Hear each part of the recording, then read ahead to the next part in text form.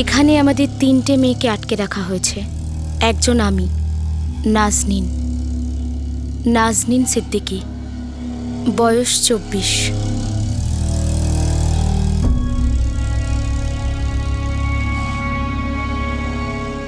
আর এ হলো রেশমি যাদব, বয়স 18।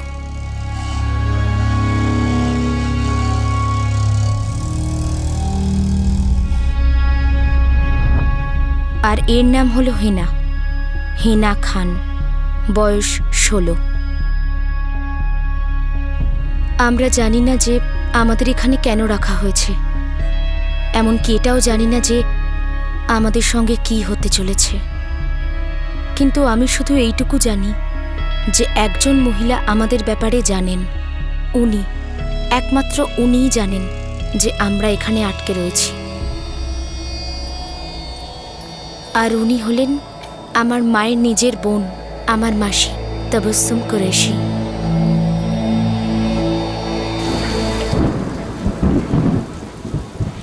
কিন্তু মাসি মুখ বন্ধ করে রেখেছে। মুখ খুললে যদি কিছু হয়ে যায়।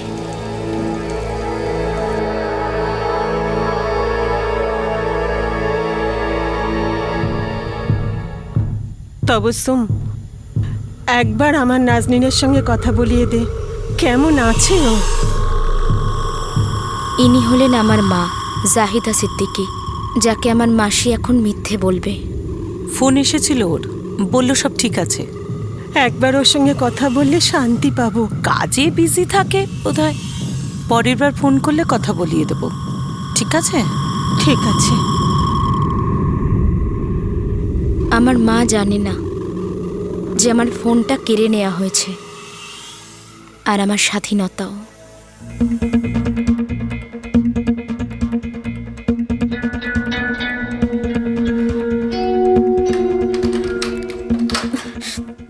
বিশ্বাসই হয় না যে গত সপ্তাহে এখানে আসার জন্য আমি প্রজাপতির মতো উঠছিলাম, আর আজ এখান থেকে বেরোনোর জন্য খাঁচায় আটকে থাকা পাখির মতো ছটফট করছি।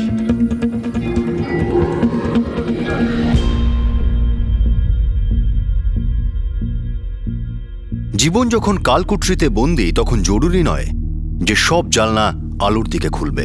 দারিদ্র্যের এই অন্ধকার মরুভূমিতে সবসময় সুযোগের মরীচিকা নজরে আসে, কিন্তু এই মৃগতৃষ্ণায়, এই আয়নায় সেই সুযোগের চেহারা নজরে পড়ে না। অসহায়রা আর প্রায়শই গরিব মানুষ এটা বুঝতেই পারে না যে ওই আলো আসলে ছায়া, অপরাধের ছায়া। 7 দিন আগে 24 বছরের নাজনীন সুযোগের একটা সিঁড়ি দেখতে পায়, কিন্তু সেই সিঁড়ির গন্তব্য খোলা আকাশ তো ছিল না। 15,000? তুমি ভুল শুনেছ মাসি, বয়স হয়ে গেছে তোমার। এতটাও বয়স হয়নি আমার, 15,000ই বলেছিল ওরা। মোবাইল নম্বর নিয়েছো? এইসব বড় বড় মানুষদের কাছে নাম্বার চাওয়া যায় নাকি? উনি বললেন কেউ যদি থাকে তাহলে পরশু ওকে ওই জায়গায় নিয়ে যেতে। এটা গতকালের কথা। তুই যদি চাস তাহলে কাল ওনার সাথে দেখা করি তো। হ্যাঁ, কিন্তু তোমার সঙ্গে কি করে দেখা হলো? আমি যাইনি ওনার কাছে, ভাগ্যই আমাদের দেখা করিয়েছে। আমি তো কান্দিবালি বাস স্টপে দাঁড়িয়েছিলাম, উনি নিজে এসে ডাকলেন আমায়। আরে উনি মাইনে বাড়াবেন না, আর তুই তো জানিসই মীরা রোড থেকে আসতে যেতে কত টাকা খরচ হয়। আমি কাজ করব না, রাখছি আমি। কাজ খুঁজছো কি তুমি?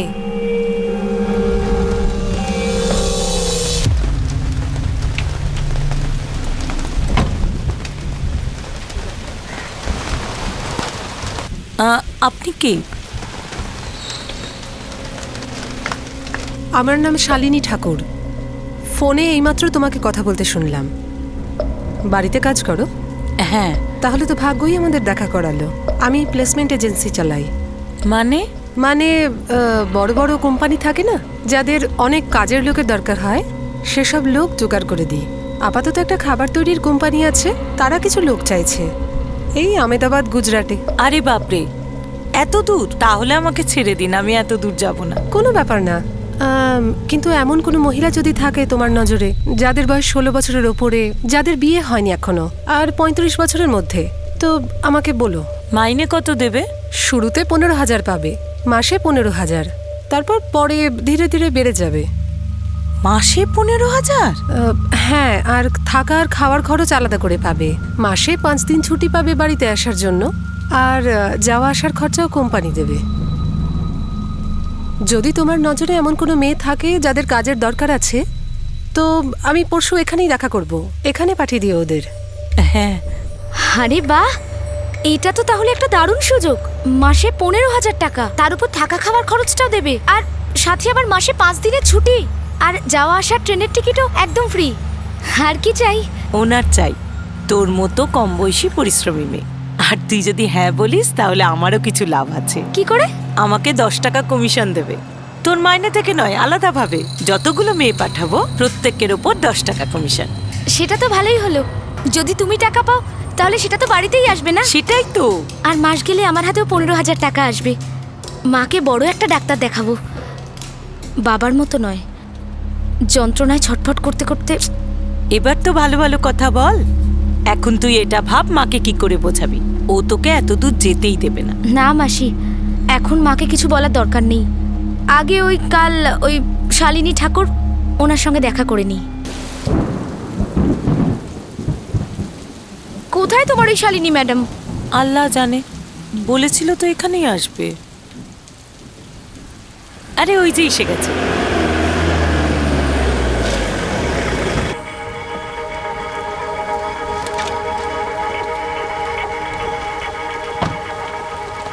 ম্যাডাম, আগে আমি তাবাসসুম। পরশু দেখা হয়েছিল আপনার সাথে। এ নাজনীন, আমার দিদির মেয়ে। এ কাজ করতে চায়। খুব পরিশ্রমের কাজ, কিন্তু করতে পারবে? আরে হ্যাঁ হ্যাঁ ম্যাডাম, আমি 4-5টা বাড়িতে কাজ করি। যাকে হোক জিজ্ঞেস করে নেবেন। একদম টাইমে কাজ করি আর পরিষ্কার করে, আর রান্নাটাও ভালো করি আমি। হ্যাঁ তো ঠিক আছে, তোমার একটা ছবি লাগবে, আর 9 তারিখে যেতে হবে তোমাকে। কি করে যাব আমি ম্যাডাম? আমি তোমাকে মুম্বাই থেকে আহমেদাবাদ যাওয়ার ট্রেনের টিকিট করে দেবো, আর ওখানকার ক্যাটারিং কোম্পানির যে ম্যানেজার আছে সে তোমাকে রেলওয়ে স্টেশনে নিতে চলে আসবে। কোম্পানিটার নাম কি ম্যাডাম? ঋষিকান্ত ক্যাটারার। কম করে 100 অফিসে খাবার পাঠায় ওরা। আমরা ভেবেচিন্তে রাত্রেবেলা বললে চলবে? এতে এত ভাবার কি আছে বলো তো? এমন সুযোগ রোজ রোজ তো নয়ই, জীবনে মাত্র একবারই আসে। ভাগ্যের দরজা খুলেছে তোমাদের জন্য। হ্যাঁ হ্যাঁ ম্যাডাম, আমি যাব। কবে যেতে হবে? তোমার ছবি নিয়ে কাল তুমি আমার সঙ্গে এখানে দেখা করবে। আমি তোমাকে পরশুর টিকিট দিয়ে দেবো। ম্যাডাম মোবাইল নাম্বার দিয়ে দিন, আমি কাল আপনাকে আমার মোবাইল নাম্বার আমি কাউকে দিই না। তোমার ছবি মনে করে নিয়ে আসবে। আর হ্যাঁ, ছবিটা যেন একটু ভালো হয়। সুযোগের জানলা সামনে থেকে খুলে যায়। চাকরি শহরের বাইরে ছিল। চাকরি পাকা করে দেওয়া মেয়েটি তার ফোন নাম্বার দেয় না, আর না তো নাজনীনকে ভাবার সময় দেয়। সন্দেহ করার একটি নয়, বরং 3-3টি কারণ ছিল। কিন্তু সুযোগ খুবই আকর্ষণীয় মুখোশ পড়েছিল। বিপদের সব সম্ভাবনা লুকিয়েছিল। সামনে ঝোলানো হয়েছিল মাসে 15,000 টাকা রোজগার, আর একটা ফ্রি টিকিটের লোভ দেখানো হয়। নাজনীনের এই টিকিট মুম্বাই থেকে গুজরাট যাওয়ার জন্য ছিল না, বরং দারিদ্রতা থেকে মুক্ত হওয়ার জন্য ছিল।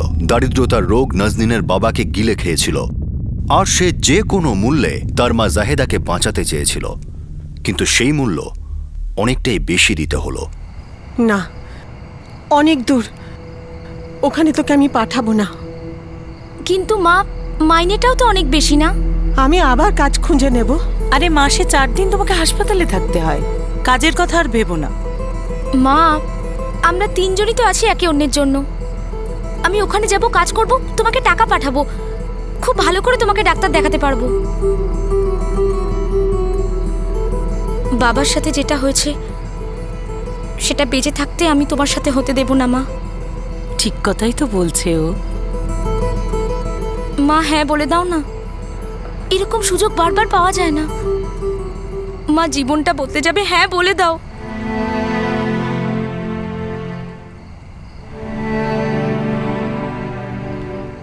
আমি জানি নাজনীন আমার জন্য খুব চিন্তা করে। আমার যদি কিছু হয়ে যায়, যেমন রাশিদের সাথে হয়েছিল, তাহলে ও নিজেকে কিছুতেই ক্ষমা করতে পারবে না।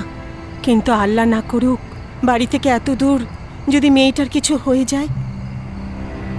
আমি জানি মা আমাকে নিয়ে চিন্তা করছে, কিন্তু আমি তাও যাব।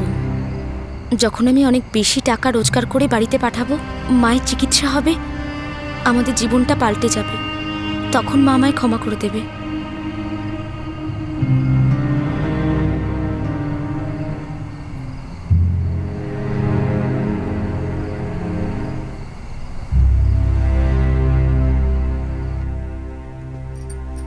তবসুম, মেয়েটা তো কথাই শুনছে না, ভীষণ জিদ করছে। আল্লাহকে ডাকো আর যেতে দাও ওকে, সবকিছু ঠিক হবে জাইদা। আমি ওকে একা ছাড়বো না, কমপক্ষে তুই তো যা ওর সঙ্গে। আচ্ছা ঠিক আছে, আমি যাব ওর সাথে। হুম, যদিও কোনো দরকার নেই তোমার সঙ্গে যাওয়ার, বাকি তোমার ইচ্ছে।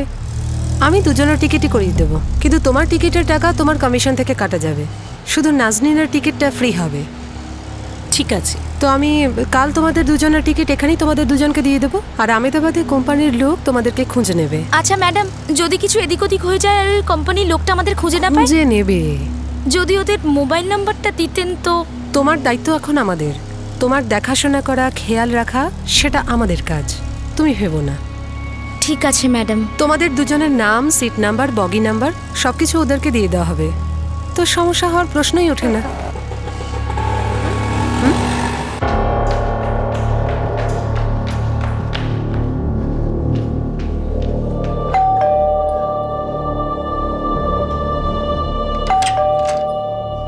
দিদি, তাবাসসুম আছে? কে তুমি? আমি ইয়াসমিন। দিদি, তাবাসসুমের সাথে 2 মিনিট কথা বলিয়ে দেবেন? দাঁড়াও, এখানেই ডাকছি।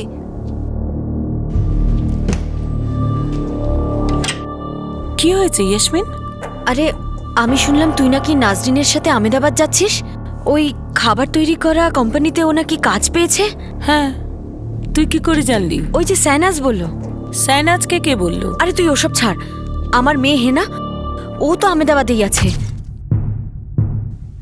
কবে থেকে? গত 1 মাস ধরে। রেশমিও হেনার সাথেই আছে। রেশমি মানে আমাদের গায়ত্রীর মেয়ে।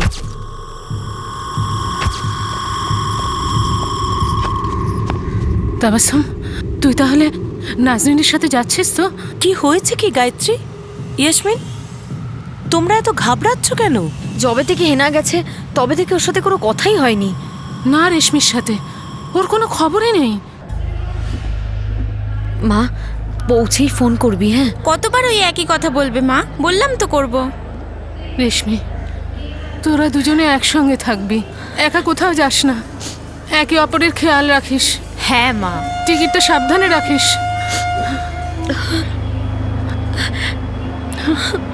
সময় মতো খেয়ে নিস। হ্যাঁ মা। নিজের খেয়াল রাখিস।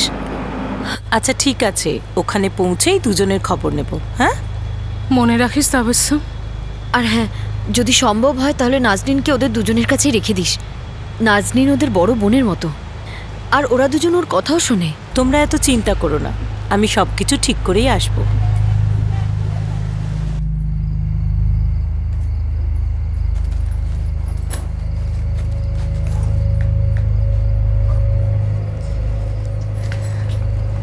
মা, আমি বেরোচ্ছি, হ্যাঁ?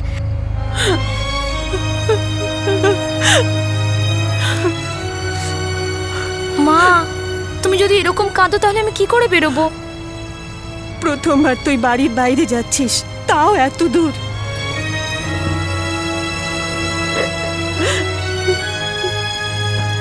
তুমি একদম চিন্তা করো না মা।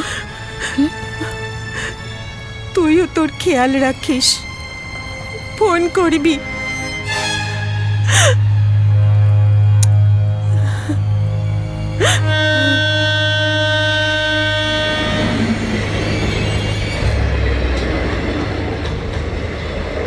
ট্রেনে চড়ার পর আমার মাসি আমাকে হেনা আর রেশমির কথা বলে। আমাদের পাড়ার ওই হেনা, কিন্তু ও তো অনেক ছোট, আর রেশমিও তো মাত্র ওর থেকে 2-1 বছরেরই বড়। অভাব বাচ্চাদের তো আর বাচ্চা থাকতে দেয় না।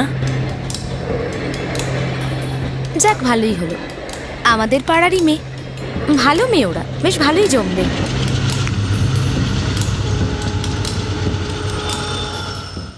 নাজনীনের এলাকার 2জন টিনেজ মেয়েকে 1 মাস আগে গুজরাটে ওই কোম্পানিতেই কাজ করার জন্য পাঠানো হয়েছিল, আর তাদের কোনো খবর ছিল না, একটা ফোন কলও তারা করেনি। আর খুবই দুঃখের কথা যে এই বিষয়টিতে না নাজনীনের খটকা লাগে আর না তার মাসি তপস্যার। নাজনীন এখন একটা জালে জড়িয়ে পড়েছিল, যেটা অর্গানাইজড ক্রাইমের জাল ছিল, আর খুব শীঘ্রই এই সুন্দর মুখোশগুলো খুলতে চলেছিল আর ভয়ঙ্কর আসল রূপ দেখাতে চলেছিল।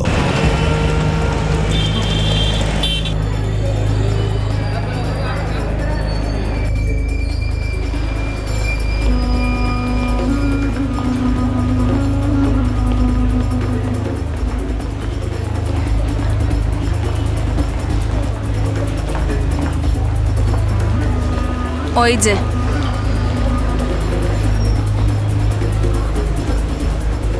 শুনুন,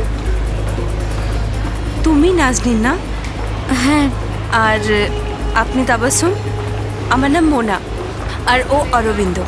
আমরা ঋষিকান্ত ক্যাটারার থেকে এসেছি আপনাদের নিতে। আসুন না, আসুন। হ্যাঁ, আসুন।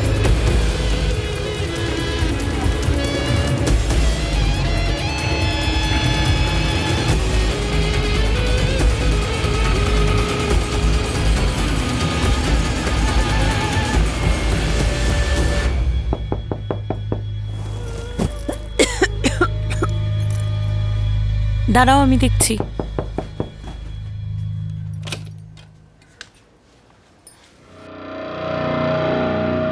কি হয়েছে তাবসুম?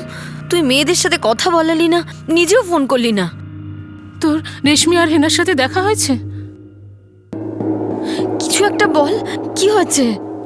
আরে কিছু না, ওখানে যেতেই কাজে লেগে গেল, তাই। তাবসুম, আমার মেয়ে কেমন আছে?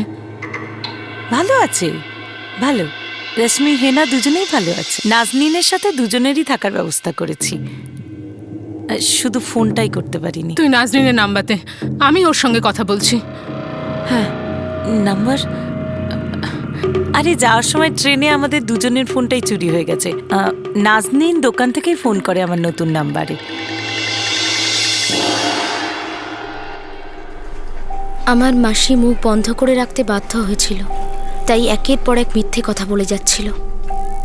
কিন্তু কতদিন লুকিয়ে রাখতো সবার থেকে যে আমেদাবাদে আসলে ঠিক কি হয়েছিল।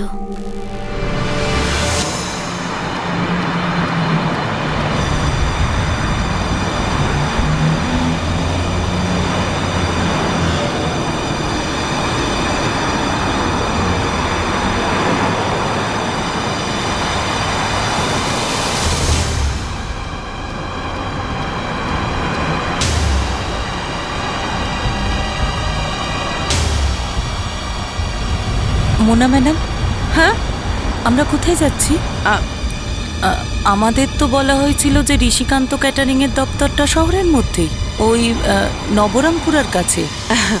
একদম ঠিক কথাই বলেছে ওরা। অ্যাকচুয়ালি ওখানে আমাদের মেন অফিস, ওখান থেকে বাকি অফিসগুলোতে আমাদের খাবার যায়। হ্যাঁ, কিন্তু নাজনীন ওখানে কাজ করবে না। তাহলে নাজনীন, তুমি বাকি মেয়েদের মতন খাবার বানানো সেন্টারে কাজ করবে। ওই জায়গাটা শহরের বাইরে, আমরা ওখানেই যাচ্ছি।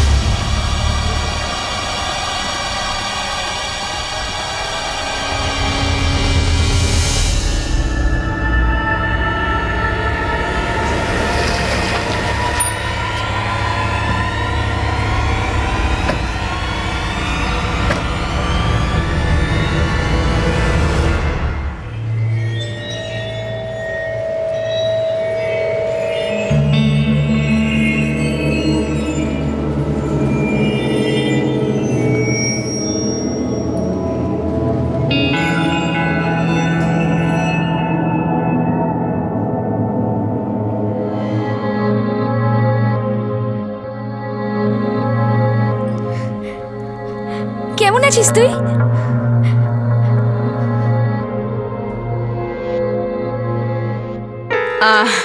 নাজনীন, তুমি নিশ্চয়ই ক্লান্ত হয়ে গেছো, তুমি গিয়ে আরাম করো। কাল সকালে উঠেই তোমায় কাজে যেতে হবে না? রেশমি, হেনা, দুজনে ভেতরে যাও, চলো। রান্না কোথায় করা হয় ম্যাডাম? দেখাবো তো, কাল সব দেখাবো। এখন তোমরা ভেতরে যাও আর ফ্রেশ হয়ে নাও। আসুন এদিকে।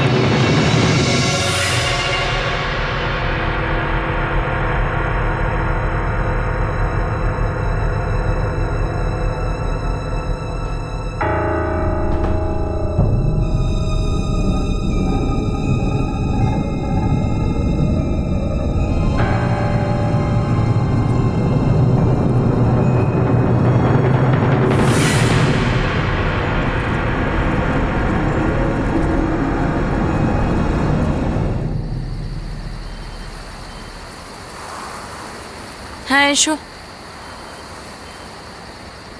নাজনীন, আজকে রাত্রিরে তোমরা এখানেই শুয়ে পড়ো, কালকে সকালে উঠেই আমাদের কাজে যেতে হবে। হেনা আর রেশমি আমার সাথেই কাজ করবে। ওরাও যাবে কাল আমার সাথে? হ্যাঁ, ওরাও আমাদের সঙ্গে যাবে। ঠিক আছে, তাহলে এখন শুয়ে পড়ো, কাল সকালে দেখা হবে।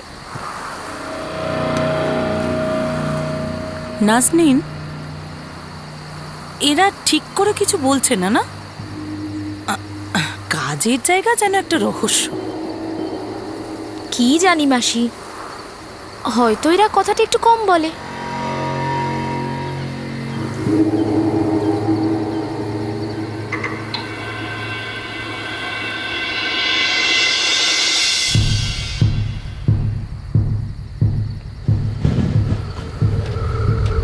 আরে হেনা, কোথায় ছিলিস তুই? সারা দিন ধরে তোদের দুজনকে খুঁজলাম, আর তোদের দরজাতেও তালা লাগানো ছিল।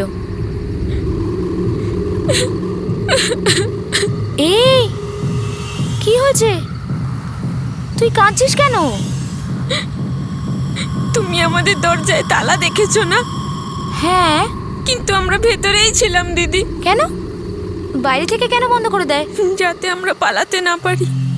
পালাবি কেন? খুব বেশি পরিশ্রম করতে হয় বুঝি? আর তুই কাঁদছিস কেন? আমরা রান্না করার কাজ করি না দিদি। তাহলে কি কাজ করিস তোরা?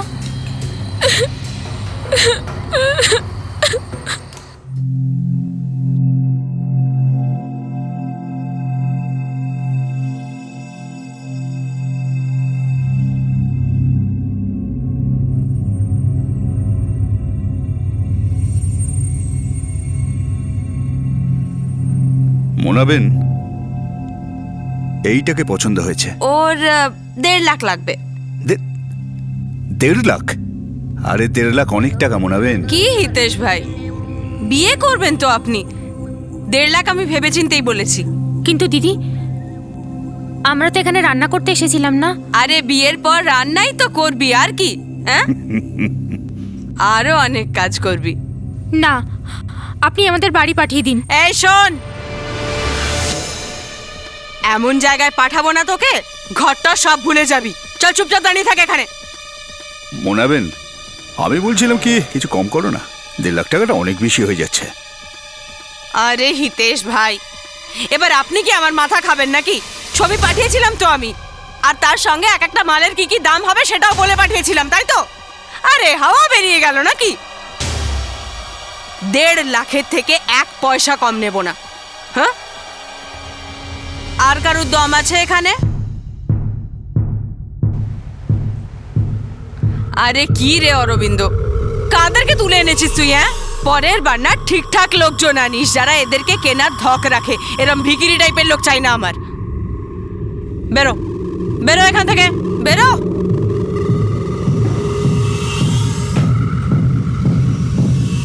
হেনা, রেশমি, তোমরা একদম চিন্তা করো না, আমি খুব শিগগিরই তোমাদের বিয়ে দিয়ে দেবো।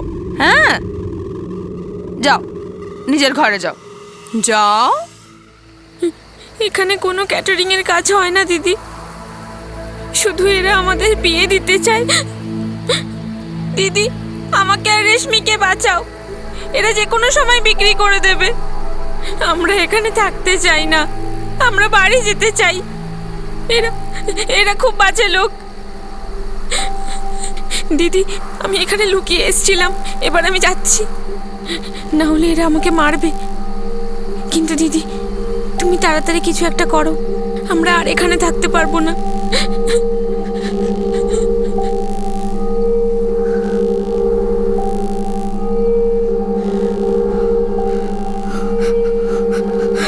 মাসি, মাসি ওঠো, মাসি ওঠো, মাসি। কি হয়েছে? মাসি, এখানে কোনো রান্না করার কাজ হয় না। হেনা এসেছিল আমার কাছে, ও আমাকে সব কিছু বলে দিয়েছে।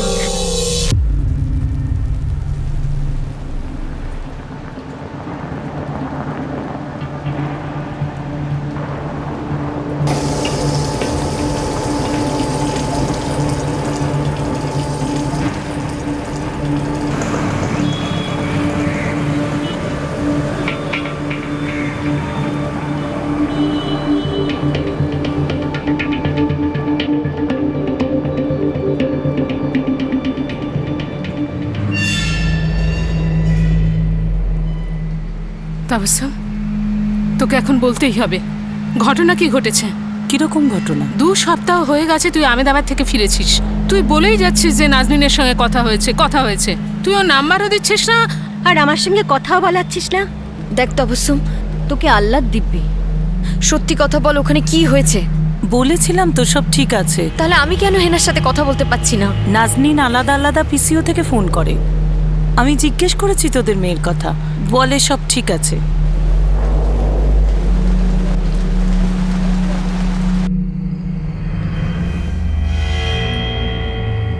তুই মিথ্যে কথা বলছিস না তো আমার কাছে? মিথ্যে? কিরকম মিথ্যে? এটা কি করে সম্ভব যে দুজনের ফোন একসাথে চুরি হয়ে গেছে? এরকমই হয়েছে জাইদা। তার উপরে নাজনীন শুধু তোকেই ফোন করে। ওর কি ওর মার সঙ্গে কোনো কথা নেই? আর তুই একবারও আমার সঙ্গে কথা বলিয়ে দিস না। নাজনীন এমন সময় ফোন করে যে কি করে কথা বলবো তোমায়? খামোখা তুমি চিন্তা করছো আর আমাকে সন্দেহ করছো।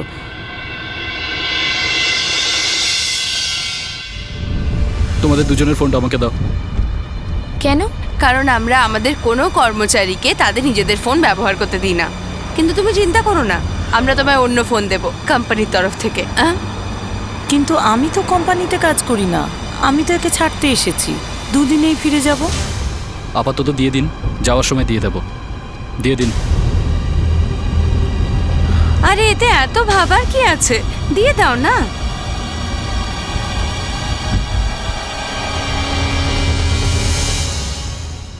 না তবসম না, তুই নিশ্চয়ই আমার কাছে কিছু লুকোচ্ছিস। আমার দিব্যি, তুই বল না। আমেদাবাদ থেকে ফিরে তুই একবারও আমার চোখের দিকে তাকাসনি। এরকম কিছুই হয়নি, খেয়ে নাও। কি করে খাবো? নাজনীনের জন্য আমার দুশ্চিন্তা শেষ নেই। ওখানে নিশ্চয়ই কিছু হয়েছে, আর তুই বলছিস কোনো চিন্তার কারণ নেই। এসব তোমার ভুল ধারণা জাইদা।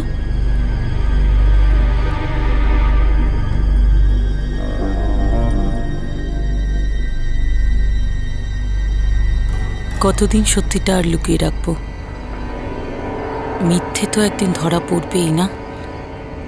তাবাসসুম, আজ তোকে আমরা কোথাও যেতে দেব না। নাজরিন তোকে কোন নাম্বার থেকে ফোন করে? তোর ফোনে থাকবে নিশ্চয়ই। বল না তবসুম, আমি তোর পায়ে পড়ছি, বল না আমাদের মেয়েরা কি অবস্থায় আছে, ওদের সাথে কি হয়েছে?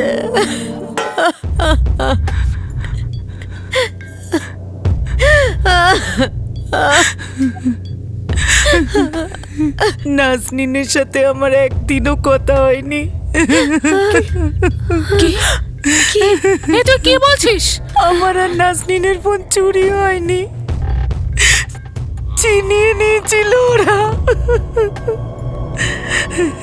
নাজনীন, রেশমি আর হেনা কখনো কাউকে ফোন করতে পারবে না। ওরা 3 জন কোনো খাবার তৈরির কোম্পানিতে কাজ করে না। আমার নাজনীনকে তুই কোথায় রেখে এলি? কি হচ্ছে তাহলে আমার মেয়ের সাথে?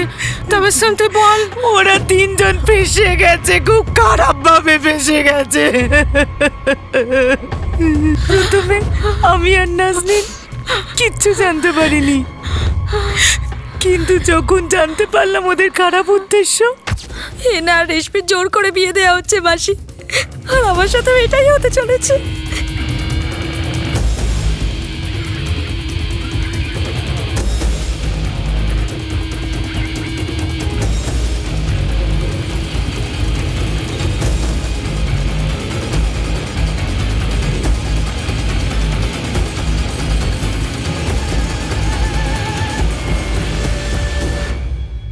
শুরু থেকেই গন্ডগোল ছিল।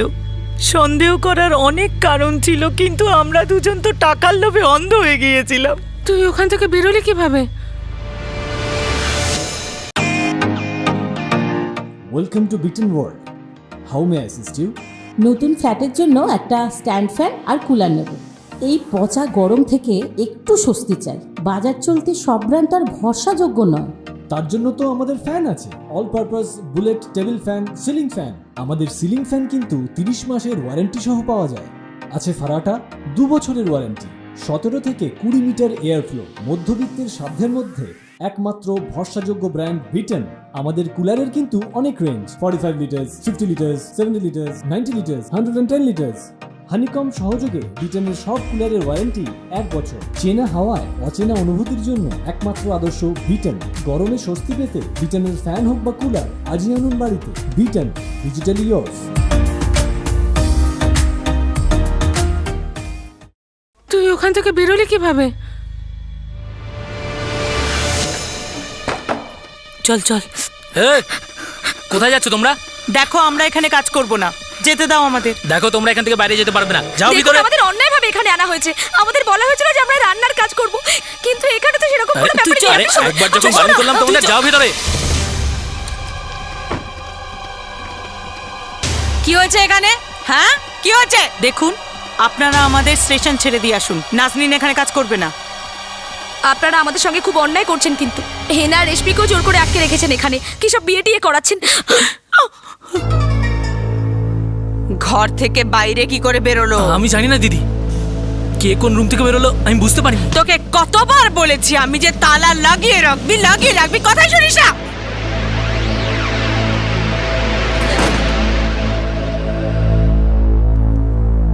কান খুলে শোন, এবার তুই এখান থেকে কোথাও যেতে পারবি না।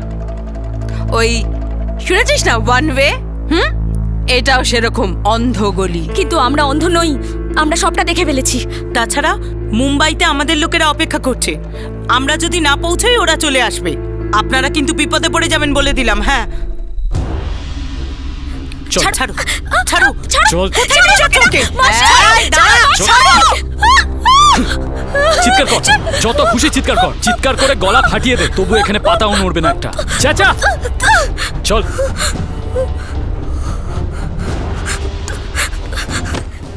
না, দরজাটা খোলো, দরজাটা খোলো।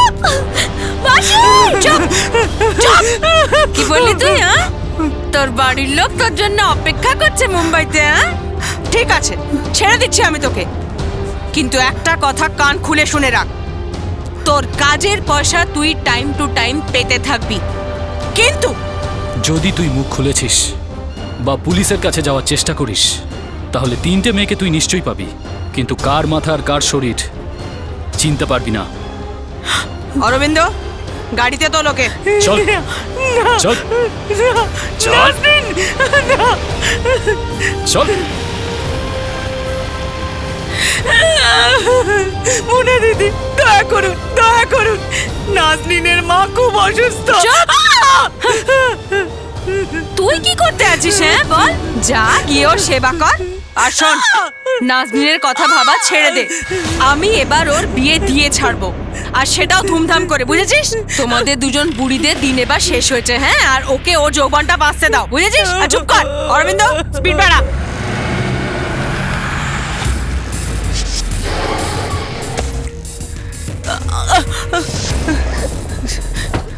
আর শোন, যদি তুই মুম্বাই গিয়ে নিজের মুখ খুলিস, তাহলে এখানে নাজনীন, হেনা আর রেশমি 3জনের মুখ আমি একদম বন্ধ করে দেবো, বুঝেছিস? আর আধ ঘন্টা পর আহমেদাবাদের বাস যাবে এই রাস্তা দিয়ে, পেছন ঘুরে তাকাবিও না। এই নে।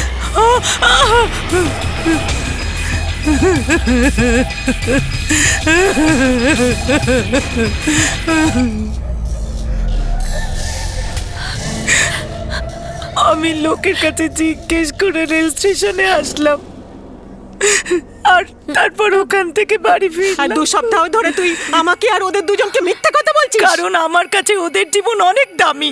ওদের 3জনের যেন কোনো বিপদ না হয়, সেই জন্য আমি চুপ ছিলাম। ওরা খুব ভয়ঙ্কর লোক সাইদা, ওরা যা খুশি করতে পারে। ওরা ওদেরকে কোথায় রেখেছে আমি জানি না, আমাকে কোথায় নিয়ে গিয়েছিল আর ওরা কে আমি কিচ্ছু জানি না। আমাকে ক্ষমা করে দাও, আমাকে ক্ষমা করে দাও। আমি শুধু ওদের বাঁচাতে চেয়েছিলাম।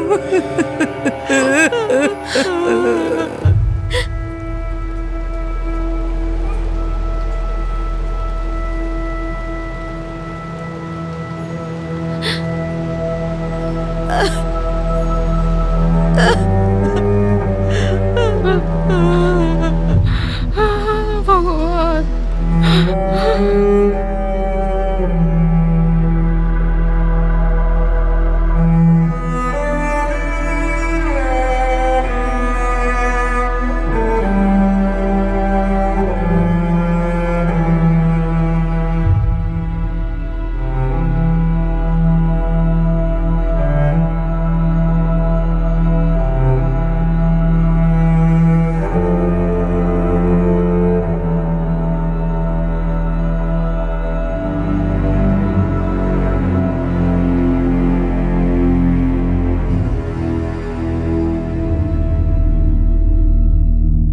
আমরা পুলিশের কাছে গেলে ওরা যদি জানতে পারে তাহলে তো মেয়েগুলোকে মেরে ফেলবে।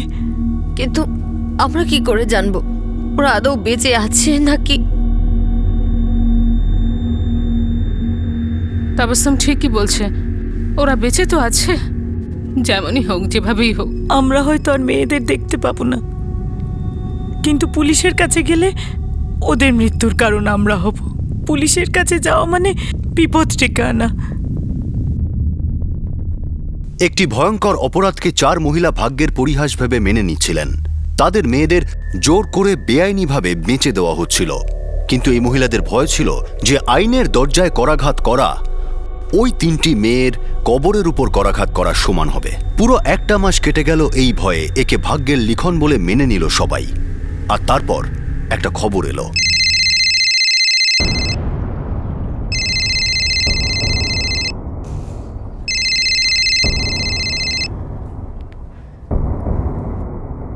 হ্যালো মা, নাজনীন, তুই কেমন আছিস? কোথায় আছিস? তাড়াতাড়ি বাড়ি চলে আয়। আমি এখানেই আছি, মুম্বাইতে। মুম্বাইতে? তাড়াতাড়ি বাড়ি চলে আয় মা। আমার তো মনে হয়েছিল তোকে না দেখেই মরে যাব। আমি আর আগের নাজনীন নেই। আমার সাথে অন্যায় হয়েছে। আমার অবস্থা তুমি দেখতে পারবে না মা। আমি তোর মা, সব মেনে নেব। তুই তাড়াতাড়ি বাড়ি চলে আয় মা। আমি ফিরতে পারবো না মা। এখন এটাই আমার বাড়ি। আমি যেখানেই যাই না কেন ওরা আমায় ঠিক খুঁজে ফেলবে, আর সেটা আরো খারাপ হবে মা। তুই ভাবতেও পারছো না মা যে আমার সাথে কি কি হয়েছে। মা, আমি এখানে রোজ দুবেলা শুধু তোমার মুখটাই মনে করি, কিন্তু আমার মুখটা তোমায় দেখাতে পারবো না, কাউকে দেখাতে পারবো না। নাজনীন, নাজনীন, নাজনীন।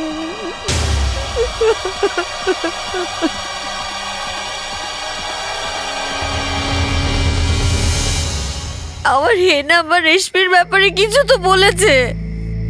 কোনো কিছু ঠিক করে বলেনি, শুধুই কাঁদছিল। আরে কিছু তো বলেছে না? বলেছে ওই লোকগুলো শুধু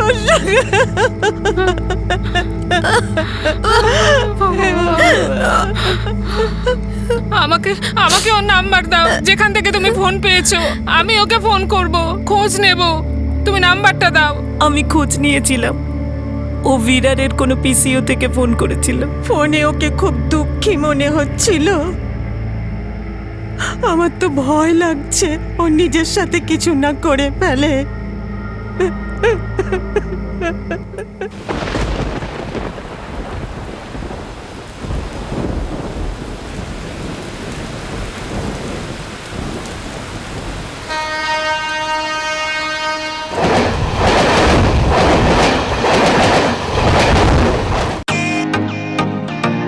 welcome to Biten world. How may I assist you? নতুন ফ্ল্যাটের জন্য একটা স্ট্যান্ড ফ্যান আর কুলার নেব। এই পচা গরম থেকে একটু স্বস্তি চাই। বাজার চলতে সব ব্র্যান্ড আর ভরসাযোগ্য নয়। তার জন্য তো আমাদের ফ্যান আছে, all purpose bullet table fan, ceiling fan. আমাদের সিলিং ফ্যান কিন্তু 30 মাসের ওয়ারেন্টি সহ পাওয়া যায়। আছে ফারাটা 2 বছরের ওয়ারেন্টি, 17 থেকে 20 মিটার এয়ার ফ্লো। মধ্যবিত্তের সাধ্যের মধ্যে একমাত্র ভরসাযোগ্য ব্র্যান্ড বিটেন। আমাদের কুলারের কিন্তু অনেক range, 45 litres, 50 litres, 70 litres, 90 litres, 110 litres. Honeycomb সহযোগে বিটেনের সব কুলারের ওয়ারেন্টি 1 বছর। চেনা হাওয়ায় অচেনা অনুভূতির জন্য একমাত্র আদর্শ বিটেন। গরমে স্বস্তি পেতে বিটেনের ফ্যান হোক বা কুলার, আজই আনুন বাড়িতে। Beaten, digitally yours.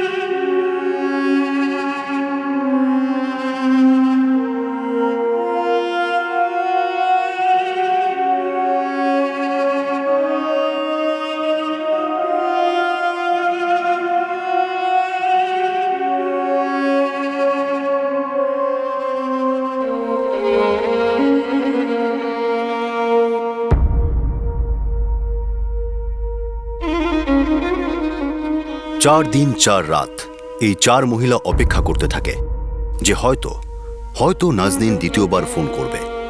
ইয়াসমিন আর গায়ত্রী তাদের মেয়ে হেনা আর রেশমির খবরের জন্য মুখিয়েছিল, আর জায়দা এবং তপস্যা শুধু নাজনীনের ঘরে ফেরার আশা নিয়ে বসেছিল।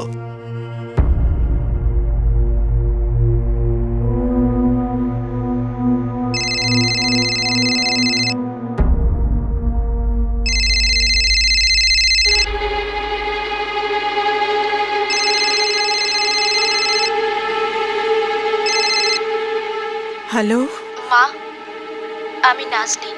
নাজনীন, মা তুই কেন বাড়ি আসছিস না? বাড়ি ফিরে নাজনীন, মা আমি হেনার মা বলছি। তোকে আল্লাহ দিব্যি সত্যি করে বল, আমার মেয়ে হেনা আর রেশমি কোথায়? ওরা কি অবস্থায় আছে? আল্লাহ দোহাই তুই চুপ করে থাকিস না, তুই সত্যি করে বল তোরা কোথায় আছিস? আমরা এখানে তোদের ছাড়া মরে যাচ্ছি মা। নাজনীন, মা কিছু একটা তো বল, তুই ছাড়া আর কেউ কিচ্ছু বলতে পারবে না। মা কিছু একটা তো বল নাজনীন।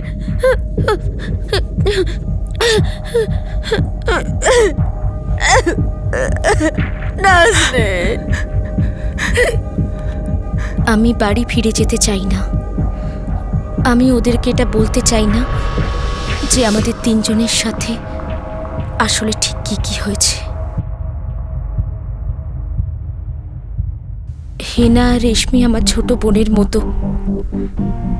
আমি ওদের মায়েদের কোন মুখে বলবো যে ওই দুজনের ওপর কিরকম অত্যাচার চলছে?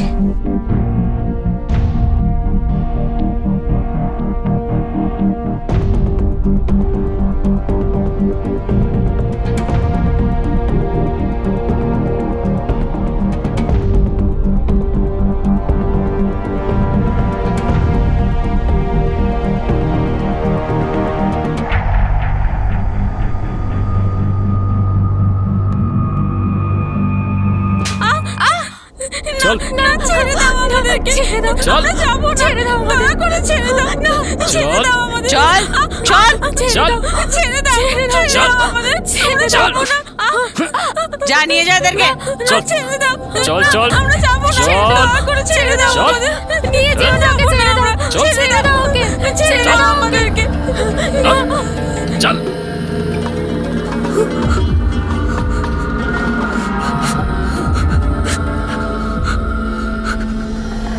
বাড়িতে গেলে হেনা আর রেশমির সত্যিটা সকলকে বলতে হবে, আর তারপর এরা কাউকে ছাড়বে না, না আমাকে, না মাকে, কাউকে না। কিন্তু হেনা আর রেশমিকে শুধু একজন মানুষই বাঁচাতে পারে, আর সেটা আমি। নাজনীন তার সঙ্গে হওয়া ঘটনা নিজের মধ্যেই রেখে দিতে চেয়েছিল, কারোর সাথে ভাগ করতে চায়নি। কিন্তু নাজনীনের এই আচরণের ফলে রেশমি আর হেনা পর্যন্ত পৌঁছানো অসম্ভব হয়ে পড়ত। নাজনীন এই ভয়ে ছিল যে তার সঙ্গে যারা অপরাধ করেছিল তারা প্রভাবশালী ছিল, আর যদি সে মুখ খোলে তাহলে তারা আবারও তার কাছে পৌঁছে যাবে, আর এবার তাকে আরো ভয়ঙ্কর যন্ত্রণা দেবে। মুম্বাই আর আহমেদাবাদ এই 2 বড় শহরের মাঝে খুব বড় একটা হিউম্যান ট্রাফিকিং এর র্যাকেট আছে। একজন সুন্দরী ছিমছাম স্মার্ট মহিলা মুম্বাইতে আর তার 2 চালাক সঙ্গী আহমেদাবাদে। মিলেমিশে এরা যেন একটা কোম্পানির মতো ব্যবসা ফেঁদে বসেছিল। অবাক করে দেওয়ার বিষয় হলো যে এই জঘন্য আর নোংরা ব্যবসা প্রশাসনের নাকের ডগায় কি করে চালানো হচ্ছে, পুলিশ আর প্রশাসনের চোখের সামনে ওরা টিকে রয়েছে কি করে। শেষ পর্যন্ত নাজনীন কি সাহস করে নিজের কথা জানাতে পারলো, আর সেই কারণে কি রেশমি আর হেনার জীবন বাঁচল? এই সবকিছু রহস্যভেদ আমরা করব আগামী দিন, আগামী পর্বে এই কেসের 2য় তথা শেষ ভাগে। আর বলবো যে কিভাবে কিছু মানুষ অন্য মানুষকে দিয়ে নির্দয়ভাবে বিজনেস করে আর তা জাস্টিফাইও করে। আপনাদের সাথে আবার দেখা হবে ক্রাইম পেট্রোল সতর্কতে। ততক্ষণ নিজের খেয়াল রাখবেন, সুরক্ষিত থাকবেন, আর মনে রাখবেন ভিত পাকা তো ইমারত মজবুত, সংস্কার ভালো তো চরিত্র মজবুত। সঠিক সময় সঠিক পদক্ষেপ, সতর্ক থাকুন। জয় হিন্দ।